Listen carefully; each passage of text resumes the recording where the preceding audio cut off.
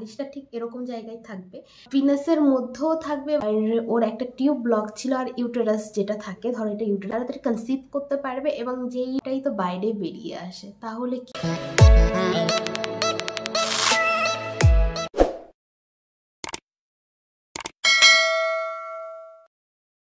নমস্কার সবাইকে আরও একটি নতুন ভিডিওতে। আর আজকের ভিডিওতে তোমাদেরকে আমি এটা বলার চেষ্টা করব বা বোঝানোর চেষ্টা করব যে ম্যাক্সিমাম মেয়েদের, মানে আমাদের মতো যত মেয়েরা আছো যারা আর কি ইনফার্টিলিটি প্রবলেমে ভুগছো, সেটা পিসিওডি হতে পারে, সেটা টিউব ব্লক হতে পারে, সেটা নানা রকমের প্রবলেম হতে পারে।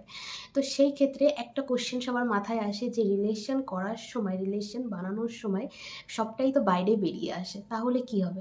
অর্থাৎ রিলেশনের সময় স্পার্ম সবটাই বাইরে বেরিয়ে আসে, তার জন্য হয়তো প্রেগনেন্সি হচ্ছে না। এই প্রশ্নটা কিন্তু সবার মাথায় আসে। আর এই টপিকের ওপরে তোমরা ভিডিও মনে হয়নি, আমার যতদূর মনে হলো, তো এটা নিয়ে অতটা কেউ খুলে কথা বলেনি। তোমাদেরকে আমি এটা বোঝানোর চেষ্টা করব যে কি করলে তোমরা ভালো রেজাল্ট পেতে পারো। তো আজকে তোমাদেরকে এমনই কিছু টিপস দেওয়ার চেষ্টা করব যেগুলো করলে তোমরা খুব তাড়াতাড়ি কনসিভ করতে পারবে, এবং যেই ভাবটা আসে মনের মধ্যে যে হয়তো বেরিয়ে যাচ্ছে বলে প্রেগনেন্সি হচ্ছে না, এটার থেকেও তোমরা অনেকটা হেল্প পাবে। আর স্কিপ করো না, অবশ্যই সাবস্ক্রাইব করে দাও, লাইক করে দাও, আর তোমাদের যেটা প্রশ্ন আছে সেটা অবশ্যই কমেন্ট করো।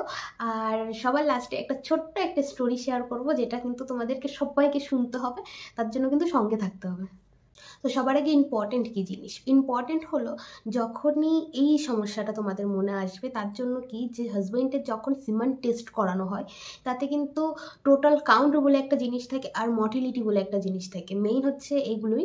তো টোটাল কাউন্ট কারোর 5 মিলিয়ন হতে পারে, কারোর 20 মিলিয়ন হতে পারে, কারোর 30 মিলিয়ন হতে পারে, কারোর 90 মিলিয়ন হতে পারে, কি তারও বেশি হতে পারে। তো নর্মাল টোটাল কাউন্ট হচ্ছে 15 মিলিয়নের থেকে 30 মিলিয়ন হচ্ছে টোটাল নর্মাল কাউন্ট। আমরা যাকে ভাজাইনা বলে চিনি, সেটা ভাজাইনা না, সেটা হচ্ছে পিনাস। যখন আর কি স্পার্ম রিলিজ হবে ফিমেল পার্টনারের বডিতে, সেটা কিন্তু পিনাসের মধ্যেও থাকবে, এবং ভাজাইনা যেটা স্কিনে রয়েছে তোমরা দেখে নিতে পারো, ওর মুখটাতেই কিন্তু রিলিজ হবে স্পার্মগুলো। ওখান থেকে কিন্তু বাদবাকি স্পার্ম ওপরের দিকে চলে যায়, আর কিছু স্পার্ম বাইরে বেরিয়ে আসে। আর এই বাইরে বেশি মাত্রায় যাতে বাইরে বেরিয়ে না আসতে পারে, তার জন্য কি করবে, প্রথম টিপস যেটা, রিলেশন রাখার সময় কোমরের তলে একটা বালিশ দিয়ে নাও। ধরো এটা যদি ফিমেল পার্টনার হয়, তাহলে বালিশটা ঠিক এরকম জায়গায় থাকবে।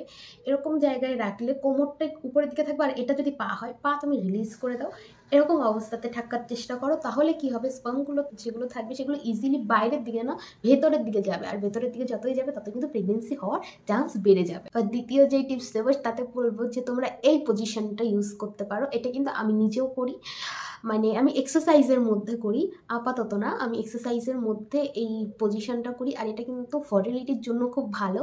এটা তোমরা ইয়োগার মধ্যেও করতে পারো, এটা আমার ইয়োগার থেকেই আর কি দেখানো হয়েছে। এই পজিশনটা তোমরা রিলেশন রাখার পরে মুহূর্তে করতে পারো, দেওয়ালে বা যেটা বললাম বালিশ নিয়েও ওরকম উঁচু করে রাখতে পারো। কারণ কি, যদি তুমি এই পজিশনটা করো তোমার ফার্টিলিটি আর কি অনেকটা বেড়ে যায়, ফার্টিলিটি ক্ষমতা অনেকটা বেড়ে যায়। আর তাছাড়া এটা করলে স্পার্মগুলো খুব তাড়াতাড়ি উপরের দিকে যেতে হেল্প হয়। আর যদি বলি কতক্ষণ করতে হবে, তাহলে 10 থেকে 15 মিনিট তুমি এইভাবে পা ধরে রাখো, 10 থেকে 15 মিনিটই লাগে স্পার্মের আর কি উপরের দিকে চলে যেতে। তারপরে যতটুকুনি বেরিয়ে যাবে সেগুলো তোমার আর কোনো কাজেই লাগবে না, সেলগুলো অলরেডি উপরে চলে যাবে 10 থেকে 15 মিনিটের মধ্যেই।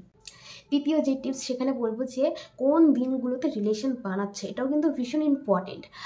যদি বলি যে এটা আমার ভাজাইনার মুখ, তাহলে এটা কিন্তু অল টাইম এরকম বন্ধ থাকে। এটা বন্ধ থাকে কারণ কোনো জীবাণু, কোনো ইনফেকশন যাতে এর মধ্যে থেকে ভেতরে না চলে যায়। আর এটা কিন্তু আমাদের পিরিয়ডের 12 থেকে 16 দিনের মধ্যে যে কোনো দিন এটা ওপেন হয়, এরকম ওপেন হয়। সেই সময় কিন্তু তুমি নিজে ফিল করতে পারবে, যদি তুমি আর কি ওভুলেশন ডেগুলোতে যদি রিলেশন রাখো, তখন স্পার্মগুলো এইটা ওপেন থাকার থ্রু এর থেকে কিন্তু সব ভেতরের দিকে চলে যাবে, আর তখন কিন্তু বাইরে অনেক মাত্রায় কম বেরোবে, সেটা কিন্তু তুমি নিজে ফিল করতে পারবে। তো কোন ডেগুলোতে বানাচ্ছে সেটাও কিন্তু জানা খুব জরুরি।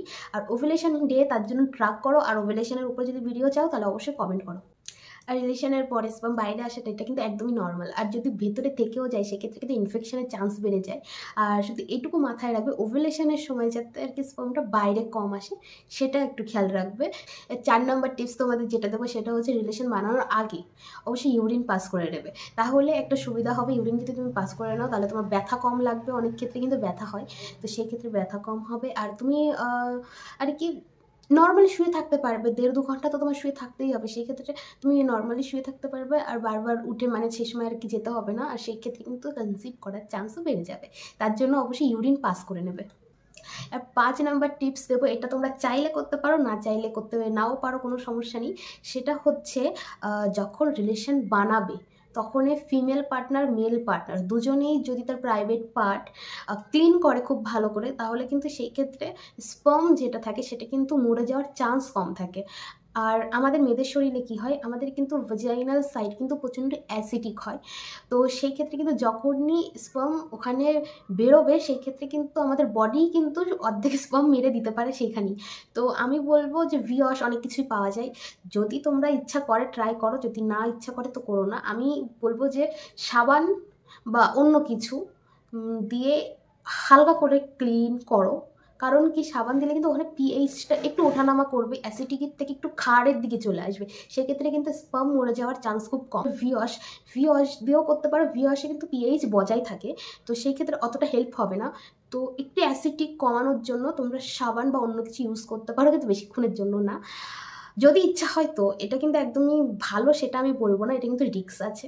যদি ইচ্ছা হয় তো অবশ্যই। আবারও বলছি, এটা করলে কিন্তু অ্যাসিডিকের মাত্রা কমবে আর ক্ষারের মাত্রাটা বাড়বে। আর যদি পারো পিরিয়ডের ঠিক গুনে গুনে, সেই যেদিনকে পিরিয়ড হচ্ছে সেদিন থেকে গুনে গুনে 12 দিনের দিন, 16 দিনের দিন আর 14 দিনের দিন, মানে 12, 14, 16 এই দিনগুলোতে অবশ্যই রিলেশন রাখো। আর এই দিনগুলোতে মেইনলি চেষ্টা করো যাতে স্পার্ম বাইরে বেশি বেরিয়ে না যায়। এটা বলছিলাম, ছোট্ট একটা স্টোরি শেয়ার করার আছে, সেটা হচ্ছে একটা সাকসেসফুল প্রেগনেন্সি স্টোরি শেয়ার করার আছে। একটা মেয়ে যে আমার সঙ্গে কন্ট্যাক্ট করে, প্রায় ওর সাথে আমি কথা বলি 3 মাস ধরে। তো আমার নাম্বার পেয়েছিল ফেসবুক পেজ থেকে। তো প্রথমটা যা হয় আর কি, আমি অতটা খেয়াল করিনি। ও আমাকে কল করে যখন, তখন আমি কথা বলি ওর সঙ্গে। তারপরের থেকে একবারে বলতে পারো বোনের মতন, একদিক দিয়ে ফ্রেন্ডও, এরকম তোমরা মনে করতেই পারো। তো ও নাম্বার নিয়ে ও আমার সাথে ওর রিপোর্ট আর কি যা যা ছিল সব কিছু আমাকে পাঠায়। তো ওর সমস্যাটা আমার সঙ্গে ডিসকাস করে। সেটা হচ্ছে ওর 5 বছর বিয়ে হয়েছে, আর ওর একটা টিউব ব্লক ছিল, আর ইউটেরাস যেটা থাকে, ধর এটা ইউটেরাস, তো ওর ইউটেরাস রাইট সাইডে ঝুঁকে ছিল। তো অনেক দিন ধরেই মেয়েটা টেনশানে ছিল। একদিক দিয়ে বলতে গেলে আরও নানা রকমের সমস্যা ছিল, পিসিওডির সমস্যা ছিল, ছোটো ছোটো সিস্টের প্রবলেম ছিল, অনেক ধরনের সমস্যা ছিল। একদিক দিয়ে ডিপ্রেশনে চলে যাচ্ছিল। আমি ওকে যতটুকু পেরেছি মেন্টালি সাপোর্ট করার চেষ্টা করেছি, সবসময় বলেছি টেনশান কম নাও, বেশি ভেবো না। আর ও আমার ভিডিও দেখতো, আর ও লাস্ট মার্চের 1 তারিখে কনসিভ করেছে, সেটা জানতে পারে। আর কাউকে বলেনি, খুব বেশি লোককে জানাইনি, আমাকে বলেছে। আর আমি তো ভীষণ খুশি ওর জন্য। আর তোমরা সবাই ওর জন্য প্রার্থনা করো যাতে এবার ভালো ভালো করে সব কিছু ঠিকঠাক হয়ে যায়। আর ওর 5 বছর হয়েছে বিয়ের, তো সমাজের কত কথা সেটা তো তোমরা জানোই, আমিও জানি। তো আমি সবাইকে বলবো যে তোমরাও ধৈর্য ধরো, অবশ্যই ফল পাবে। ঠাকুর ঈশ্বর তোমাদের জন্য নিশ্চয়ই কিছু ভালো জিনিসের জন্য রেখেছে, যার জন্য অপেক্ষা করাচ্ছে, না হলে আর কিছুই না। আমি তো সবসময় বলি, আমার টাচে যারা যারা আছে, যাদের এরকম সমস্যা আছে, আমার সঙ্গে যারা যারা আছে, কারণ সবার নাম কিন্তু মনে রাখা সম্ভব না, কিছু কিছু চেহারা মনে থাকে, ব্যাস এইটুকুই। তো তাই বলি ঈশ্বরের কাছে, আমার টাচে যারা যারা আছে সবাই যেন তাড়াতাড়ি গুড নিউজ পাই, তাদের জন্য সব সমস্যার সমাধান হয়ে যায়। আমাকে নয় পরে দেখো, আমার সমস্যা নেই। তো এটাই আমি চাই সবার জন্য। আর ওর জন্য সবাই প্রে করো, ও যেন ভালো ভালো করে সব কিছু মিটে যায় এবারে। তোমরা সবাই ভালো থেকো, সুস্থ থাকো, আর গুড নিউজ এলে কিন্তু অবশ্যই আমাকে বলো।